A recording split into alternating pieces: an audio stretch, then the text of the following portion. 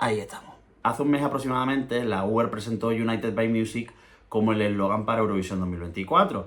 En una de esas decisiones que salen un poco de la nada y que muchos interpretan como un movimiento que genera cierta impersonalidad del festival y que es algo que se viene repitiendo en los últimos años. Entonces, yo que soy una persona que he trabajado en el mundo de la creación de marcas y que por encima de todo soy un amante de Eurovisión, llevo básicamente dándole vueltas al asunto desde hace un mes. Y tenía ganas de hablar del tema y como el sitio en el que puedo hacerlo es en el canal de YouTube de Movidas, pues bueno, he decidido daros no una masterclass, pero sí una turra maestra, como si fuera esto una clase de estas que se venden online, que se hacían en la pandemia, de estas de las que la gente ya no se apuntan. Pues más o menos es un poco lo que quiero hacer.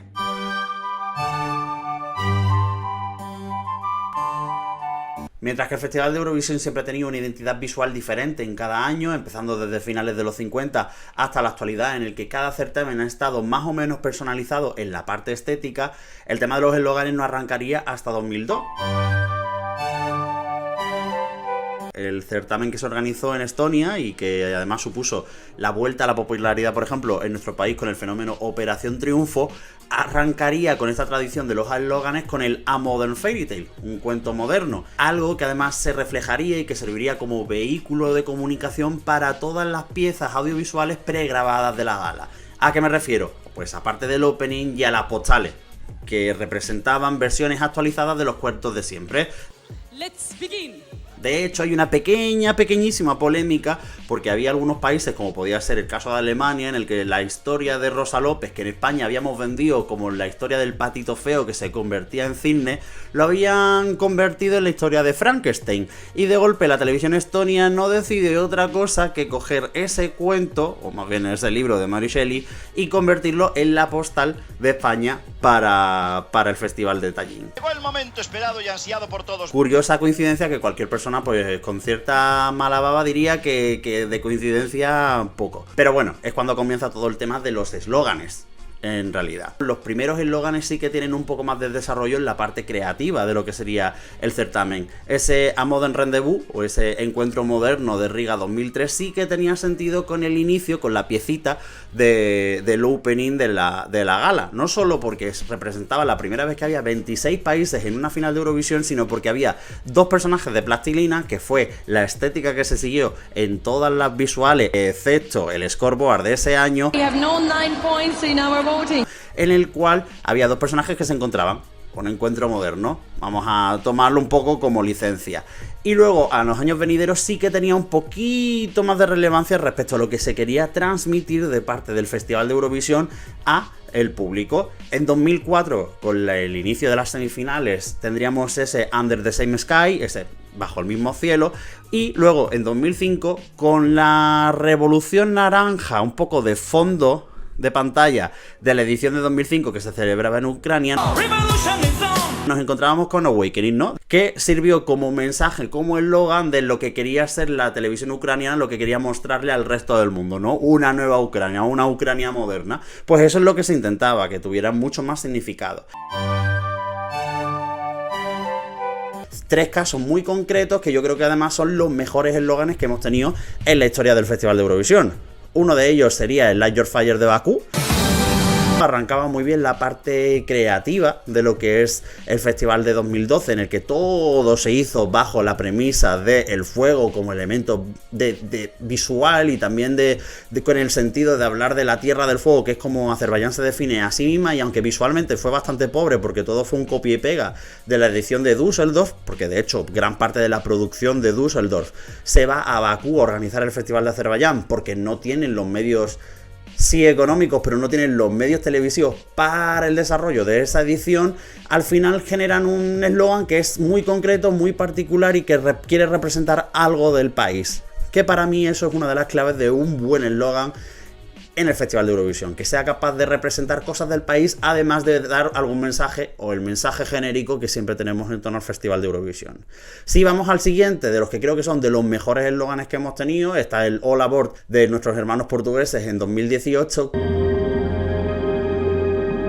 se trasladó en un mensaje náutico a lo largo de todo el desarrollo creativo del festival de 2018. ¿Por qué digo esto? Porque la identidad o el eslogan al final no es un logo. Es decir, hablar de O Labor como mensaje no es hablar de O Labor con el logotipo o con las variantes de logotipos que hicieron los portugueses o con la estética de la parte submarina que hubo al final de las postales. Eso no es de lo que estamos hablando. Estamos hablando de sintetizar de manera muy concreta un mensaje que se puede trasladar al resto de la parte visual y creativa de la gala, porque no solo son los gráficos, también es el desarrollo y el discurso que se quiere dar a lo largo de las diferentes galas que abordan el concurso. Y eso, la mejor síntesis no la tienen los portugueses en 2018, que es brillante, sino que la tienen los serbios en 2008. 10 años antes de los portugueses, los serbios tienen Confluence of Sound, perdonadme por la pronunciación, como eslogan, y tiene mucho desarrollo a nivel creativo en las galas, y no solo porque visualmente tuviéramos un logotipo, que bueno, no vamos a hablar del logotipo de 2008 porque primero tuvimos un logotipo que se desechó y tuvimos un escenario que se desechó y al final hubo un planteamiento nuevo que arregló el desaguisado que habían montado los serbios en 2008, sino que al final nos encontramos con que tenemos una identidad que visualmente pues era crear una clave de sol con el rojo y el azul de la bandera de Serbia como parte del agua, y también nos encontrábamos porque hablaba con Confluence of Sound de la ciudad de Belgrado donde se celebraba el festival como punto de confluencia de los ríos Danubio y Sava, y eso se aprovechó además del logotipo también para el escenario. Si os fijáis, está la pastilla central y la parte de arriba de los dos cuernos querían representar un poquito lo que eran los dos ríos, pero es que además ese desarrollo también lo tuvieron en la gala. Algo de lo que no se habla en el post de Eurovisión.tv respecto a los eslóganes, que es que la primera semifinal estuvo los visuales de las actuaciones centrados en la ciudad, en la segunda semifinal lo intentaron centrar en el agua, lo cual complica mucho las cosas porque había actuaciones evidentemente que no se podían tematizar de esa manera, pero lo hicieron creo que de una manera bastante decente, vamos a dejarlo ahí. Y luego la última gala, que sería la final, sería esa confluencia de las actuaciones de la ciudad, las actuaciones basadas en el agua y las actuaciones del B5, bueno, del B4 en ese momento, y de Serbia, que eran un poco un punto intermedio entre ambas cosas y que quizás no seguían esas premisas, pero por lo menos esa temática o esa manera de orientarlo hace que el eslogan, que es la primera piedra en todo este camino, cobre realmente sentido, tenga mucha más profundidad que simplemente coger una frase al tuntún. O Labor, que es el Festival de Portugal, no tendría sentido, por ejemplo, con la temática de las mariposas de Malmo 2013 o con los dientes de león de Estocolmo 2016. Pero sí que los dos eslóganes de los dos festivales celebrados en Suecia más recientemente, puedes intercambiar los eslóganes que entre sí no cambiaría mucho el sentido o, por así decirlo, la implicación creativa que eso tiene. ¿Qué nos encontramos en el artículo de Eurovision.tv, por ejemplo? Que hablan de Dare to Dream, que es el eslogan de Israel. El eslogan de 2019, nos encontramos con que Dare to Dream era un eslogan que luego tuvo su reflejo en la realidad porque Duncan Lawrence se había hecho viral en TikTok y entonces, bueno, en fin, ¿sabes? Como en plan, cuando tienes que hacer un discurso tan retorcido como para justificar o como para explicar el sentido de ese eslogan, realmente el eslogan no aporta mucho. Y eso es lo que nos hemos encontrado en los eslóganes a partir de creo que sobre todo de principios de 2010, con ese Feel Your Heartbeat de 2011, que sí que tuvo mucho desarrollo creativo con el tema de los latidos que hubo visualmente antes de las actuaciones, de cómo se decía el Feel Your Heartbeat en cada uno de los países que participaban en ese año, pero realmente es un discurso bastante vacío, ¿no? Nos encontramos con eso, nos encontramos con el We Are One, nos encontramos con el Join Us, el Build the Bridges, todo que va muy orientado a hablar de la marca Eurovisión, pero que realmente no acaba teniendo tampoco mucha implicación del país participante. Porque cuando hablamos del eslogan, el eslogan son las palabras que lo definen. No estamos hablando del visual. Si hablamos del visual completo, evidentemente la identidad, por ejemplo, de 2014, que es una identidad completamente sencilla y de hecho es como bastante poco personal, queda implementada muy bien. ¿Por qué? Porque se complementa perfectamente ese diamante que hicieron como un logotipo con el hashtag Join Us. se complementa muy bien con luego el escenario y con todo, pero realmente si hablamos de eslogan, el Say Join Us ahí no suma nada, no aporta nada. De hecho es una frase bastante vacía. Pero cuando hablamos de otros eslóganes como el de 2008 o el de 2018, tienen muchísimo más sentido, tienen muchísima más fuerza porque a nivel creativo ya parte de una base mucho más sólida, y es que quieren representar algo enlazándose con la cultura del país en el que forman parte. Evidentemente, en el caso de 2008 estamos hablando de la confluencia de dos ríos. Tiene sentido, confluencia de dos ríos, Confluence of Sound, tiene mucho sentido. Quizás un ejemplo que no termina de ser perfecto, que es el de Turín 2022, que cuando hablan de Sound of Beauty, ¿no? El sonido de la belleza, que quedó como un poco raro, sí que tenía mucho sentido con respecto a la parte artística de Italia que ha tenido siempre, ¿no? Como que la parte de los artistas, pintores, escultores de la cultura italiana, al final han penetrado mucho en la cultura europea durante siglos. Entonces, quizás tiene cierto enlace, pero luego la ejecución, evidentemente, fue una chapuza. Es decir, ese de Sound of Beauty luego no se reflejó en nada, porque lo que tuvimos fue un poco de Catastrophe of Beauty, que entre el sol y todo lo que fallaba en las galas de Turín. Al final lo que tengo la sensación muchas veces, y lo digo por experiencia propia, es que los responsables ahora mismo de marca en Eurovisión no son conscientes de que ellos son más cercanos a lo que sería un equipo de fútbol que a lo que es una gran marca como puede ser Nike o Adidas.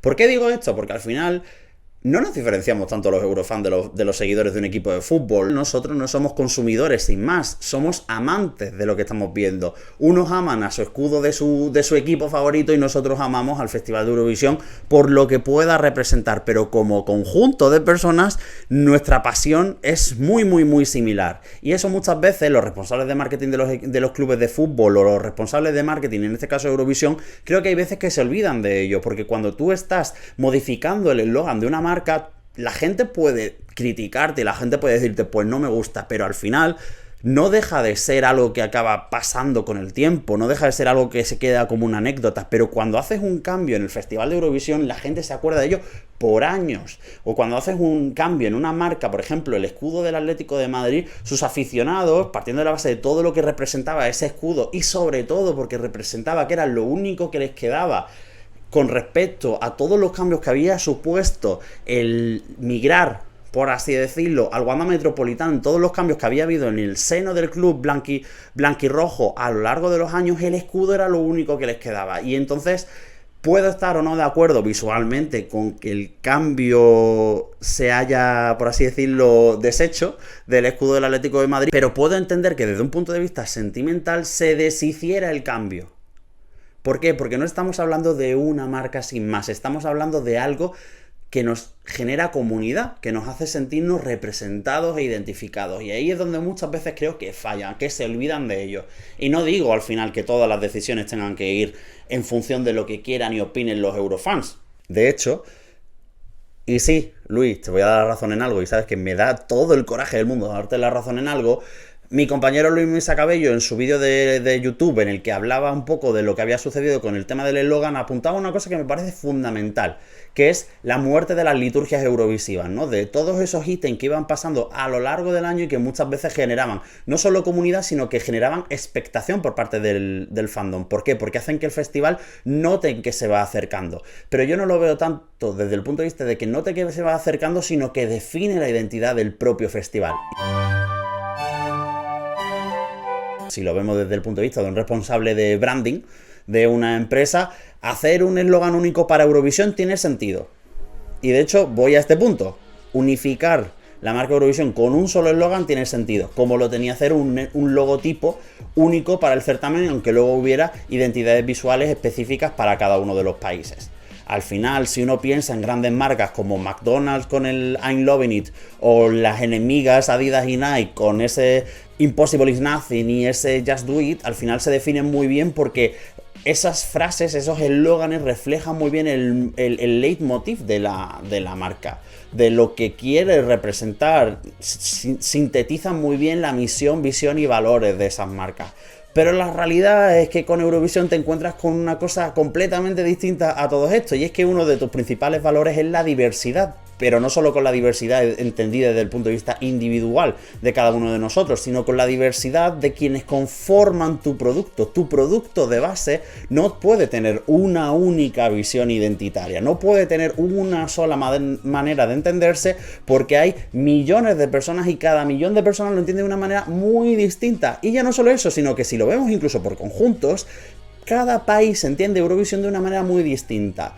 ¿Por qué? Porque no es lo mismo cómo se entiende el Festival de Eurovisión desde España o desde Francia o, por así decirlo, desde los países que llevan más años participando, a cómo se entiende el Festival de Eurovisión los países que llevan menos años participando. Que no es ni mejor ni peor, es diferente, porque es algo con lo que, por ejemplo, muchos de nosotros hemos crecido y es algo que es relativamente nuevo para gente de esos países que no ha crecido con esa tradición del Festival de Eurovisión, pero sí que lo ven como un gran escaparate. ¿Para qué? Para mostrar pues su cultura, pues para mostrar que son un país moderno, para representar una serie de cosas que muchas veces puede que incluso no tengan que ver con la realidad, o que puede que sea simplemente un movimiento de lavado de cara.